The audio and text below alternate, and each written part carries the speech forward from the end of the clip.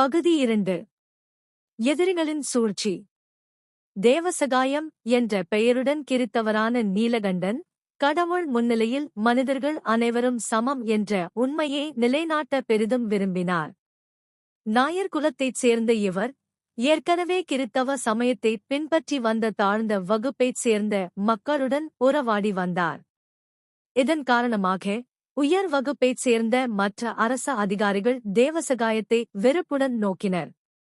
உயர் வகுப்பைச் சேர்ந்த இந்துக்கள் கிறித்தவத்தை தழுவக்கூடாது என்ற அன்றைய திருவாங்கூர் அரச கட்டளையைச் சுட்டிக்காட்டி அவரை மீண்டும் இந்து மதத்தை ஏற்க வலியுறுத்தினர். அதை புறக்கணித்ததால் தேவசகாயம் மதம் மாறிய விவகாரம் மன்னரிடம் சென்றது. அதன் பிறகு சிறையில் அடைக்கப்பட்டார். பல மாதங்கள் சிறையில் அடைக்கப்பட்ட பிறகும் தேவசகாயம் கிறித்தவ நம்பிக்கையில் உறுதியாக இருந்தார். இதனால் நம்பிக்கை இழந்த மன்னர் தேவசகாயத்தின் கீழ்ப்படியாமையே அரச துரோகமாக கருதி அவருக்கு மரண தண்டனை விதித்தார். அவரை கொல்லும் முன் மற்றவர்களுக்கு எச்சரிக்கையாக அமையும்படி அவரை எருமை மாடு மீது அமர்த்தி அவரது உடல் முழுவதும் கரும்புள்ளி, செம்புள்ளி குத்தப்பட்டது.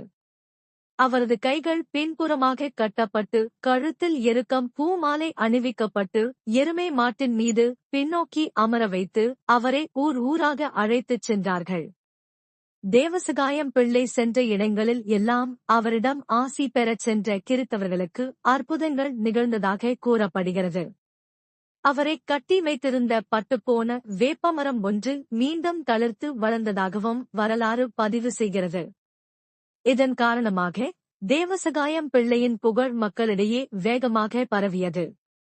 ஆகவே அவரை இரகசியமாக கொலை செய்து விடுமாறு மன்னரிடம் இருந்து கட்டளை வந்தது.